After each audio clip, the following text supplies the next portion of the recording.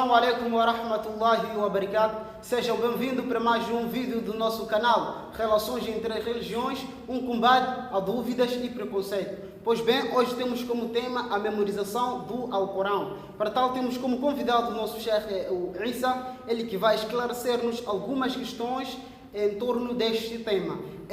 Para só dar introdução, Allah subhanahu wa ta'ala diz: "Nazala bihi ruhul amin ala qalbika litakuna mundirin bilisanin arabiyyin mubin." E traduzindo isso em português, Allah subhanahu wa ta'ala diz: trouxe o Espírito fiel sobre teu coração, ó Muhammad, para que sejas um dos demonstradores em língua árabe clara.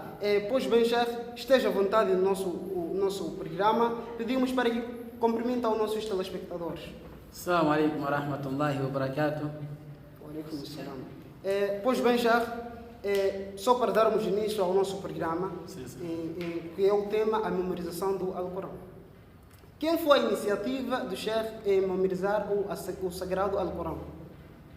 Sim, diria eu, a iniciativa de memorizar o Corão, ou seja, o Alcorão, foi minha iniciativa, porque eu sempre gostava de escutar o Corão. Naquele tempo, recordo eu, inspirava-me no Sheikh Abdurrahman Sudais. Então, cada vez mais que eu escutasse seus áudios, eu ganhava mais aquela vontade de querer memorizar o Alcorão, e posso dizer que foi a minha iniciativa. Não foi alguém que me obrigou ou que disse que o Sheikh deve memorizar, porque qualquer coisa que nós formos a fazer, se for a iniciativa de uma outra pessoa, a gente não fará perfeitamente. Para que a coisa saia bem, é preciso que a pessoa intencione por si só a responsabilidade de que isso que estou a fazer é para o meu bem.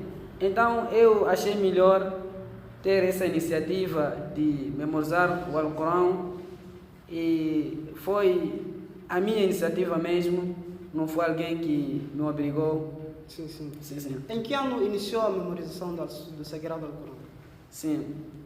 Quanto o ano que eu iniciei a minha memorização do Alcorão, posso dizer eu que iniciei em 2012.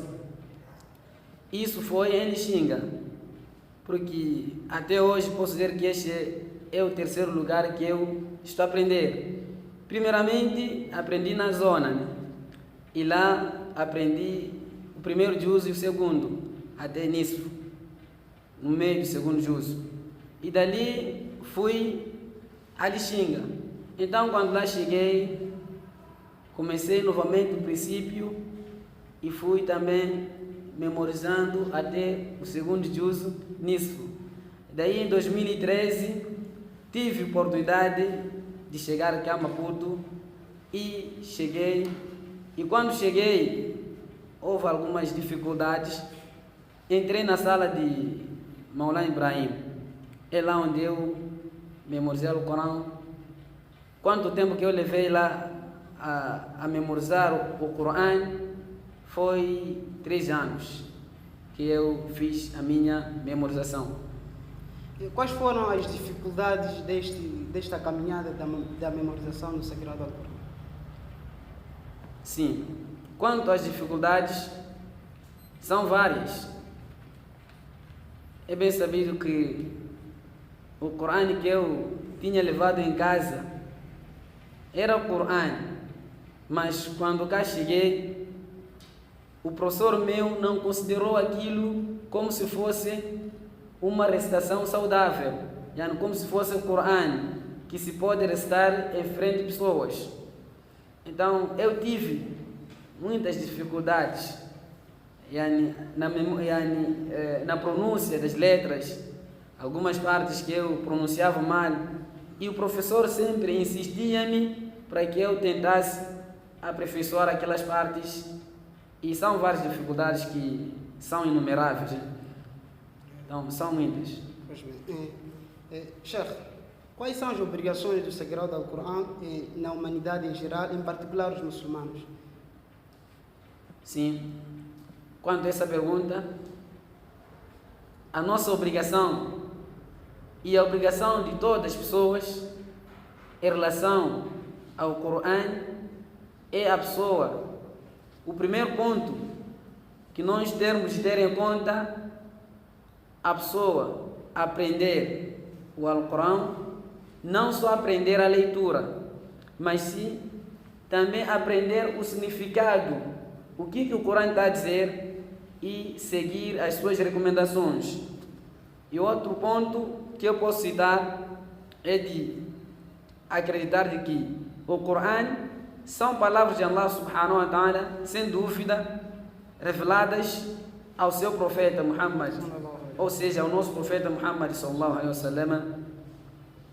São essas obrigações, são várias, né? Mas uma das obrigações que os muçulmanos ou pessoas em geral têm é de aprender o Alcorão e também perceber e comportar-se como o Corão diz. Isso porque Allah subhanahu wa ta'ala, quando mandou o profeta, não mandou somente para uma cidade específica. Allah mandou o profeta para toda a humanidade, seja cristã, seja judeu ou judaica. Está vendo, né? Allah mandou para todas essas pessoas e para os muçulmanos também. A prova disso, nós podemos dizer qual é a prova. A prova disso, Allah subhanahu wa ta'ala diz: وَمَا أَرْسَلْنَاكَ إِلَّا رَحْمَةً لِلْعَالَمِينَ. Esta prova que nós podemos dar, que Allah subhanahu wa ta'ala está a dizer para o seu profeta aqui: não te enviamos senão com misericórdia para todas as pessoas. E há vários versículos que falam sobre este ponto. A obrigação nesse caso. Não, sim. Sobre este ponto, de que Allah subhanahu wa ta'ala enviou o profeta para toda a humanidade. Porque os profetas anteriores, é bem sabido que era enviado numa certa comunidade. Então, quando Allah mandou o profeta, mandou para todas as pessoas, em geral. Então, a nossa obrigação, como eu disse, é acreditar de que o Corão são palavras de Allah subhanahu wa ta'ala e que são, quando a pessoa recita, né, está a fazer uma adoração. A pessoa que ouve ou que escuta e a pessoa que recita, todas essas pessoas saem a ganhar. É isso, mais ou menos. Visto que a pessoa já aprendeu o Sagrado Alcorão, qual é a sua missão? A sua missão, para quem já aprendeu o Alcorão, primeiro ponto que eu posso citar, a pessoa que aprendeu, primeiro é pôr na prática. Depois de a pessoa pôr na prática, é que vai transmitir. Porque tem pessoas que dizem que eu estou a aprender para ensinar os outros, esquecendo-se a si próprio. Porque antes de nós olharmos para o outro, primeiro temos de olhar para nós mesmos. Ao invés de olhar para o outro, olhe para si próprio. Será que isso que eu estou a fazer vai me beneficiar ou não?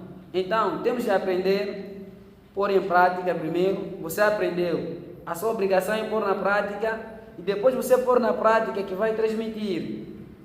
Porque se você for a transmitir, antes de você pôr na prática, isso não entra na mente saudável.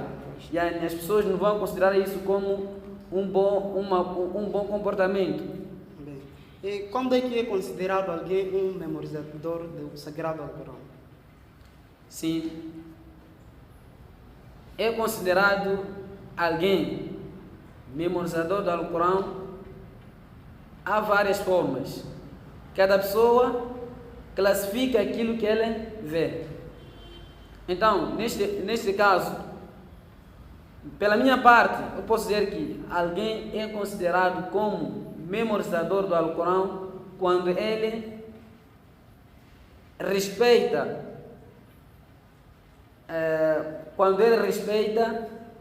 todas as regras que existem lá no Alcorão, paragens, pontos.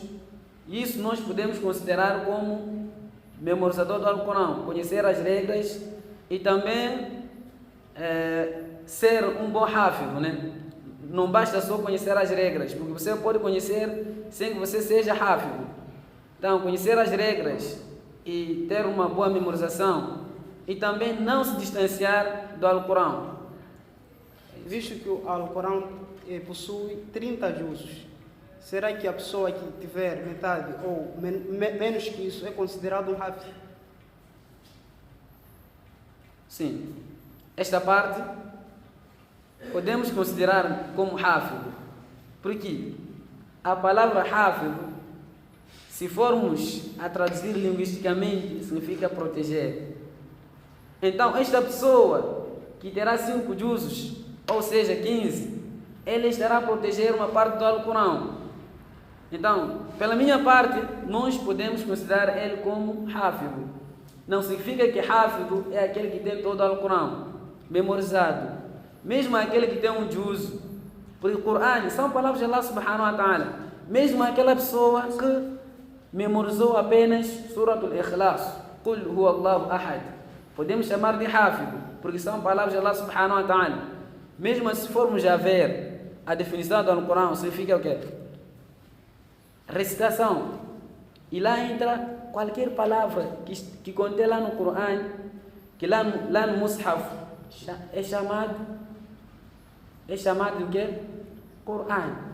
Então, mesmo aquela pessoa que tem 5 juzes, um surat, nós podemos considerar como hafiz daquele surat, não de todo o Alcorão. Pois bem, só para terminarmos, quais são as virtudes e recompensa da memorização do Alcorão? Sim, uma das virtudes que eu posso citar é no hadith, onde o profeta Muhammad sallallahu alaihi wasallam diz: Inna lillahi ahlina minan nas. O profeta diz, na verdade, Allah subhanahu wa ta'ala tem seus servos próximos, aconchegados, os mais aconchegados de Allah subhanahu wa ta'ala. Então os sahabas, ao ouvir isso, ficaram espantados e perguntaram: ó profeta, quem são eles? Acho que vocês sabem, né? Quem são eles? Vocês podem ter conhecimento. O profeta disse: Hum ahlul Qur'an. São pessoas que estão ligados com o Qur'an. Pessoas que estão constantes a recitar o Qur'an. Hum ahlullah. Essas pessoas são familiares, são amigos ou são aconchegados de Allah subhanahu wa ta'ala. Wa khassatuhu, e são específicos somente. Eles são específicos, aconchegados de Allah subhanahu wa ta'ala. Então, nós podemos tirar esse proveito de que aquele que recita o Qur'an ou aquele que está ligado com o Qur'an, ele fica mais próximo de Allah subhanahu wa ta'ala. Também aparece no hadith. Todos nós conhecemos o hadith, é ma'ruf, é conhecido por nós todos. Aquele hadith onde o profeta diz: وَمَا اجْتَمَعَ قَوْمٌ فِي بَيْتٍ مِّن بُيُوتِ اللَّهِ. As pessoas não irão se juntar numa das casas de Allah subhanahu wa ta'ala, mas juntarem-se a fazer o quê? يَتْلُونَ كِتَابَ اللَّهِ, recitando o livro de Allah subhanahu wa ta'ala. وَيَتَدَارَسُونَهُ بَيْنَهُمْ, تَدَارَسَ, ensinar um ao outro, بَيْنَهُمْ إِلَّا نَزَلَتْ عَلَيْهِمْ سَكِينَةٌ, a não ser que Allah subhanahu wa ta'ala envie sobre eles a sua tranquilidade. وَغَشْيَتْهُمُ الرَّحْمَةُ, e Allah subhanahu wa ta'ala os cobrirem, essas pessoas que estão lá naquele grupo, Allah subhanahu wa ta'ala vai cobrir o quê? Da sua misericórdia. São benefícios que nós podemos tirar ao aprender o Qur'an ou ao ensinar. وَحَفَّتْهُمُ الْمَلَائِكَةُ, e os anjos vão ficar ao seu redor, controlar essas pessoas. وَذَكَرَهُمُ اللَّهُ فِي مَنْ عِنْدَهُ فِي مَعنى الحديث, e Allah subhanahu wa ta'ala ficará a recordar, mencionar essas pessoas lá em cima, no seio dos anjos.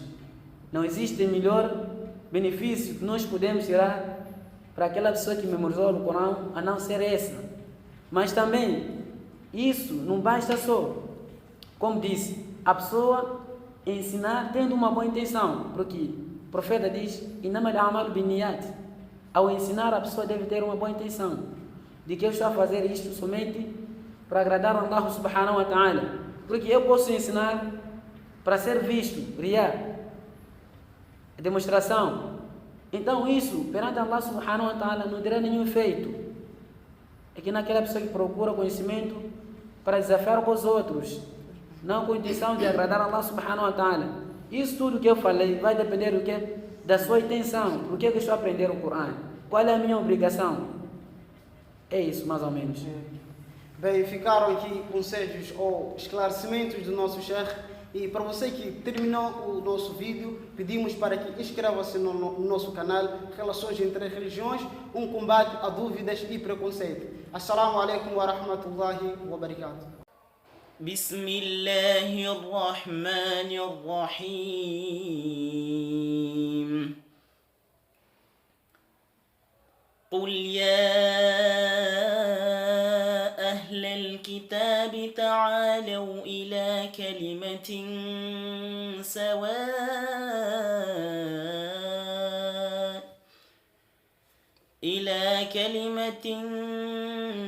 سواء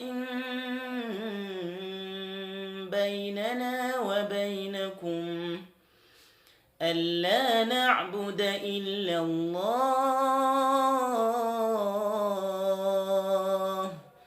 ولا نشرك به شيئا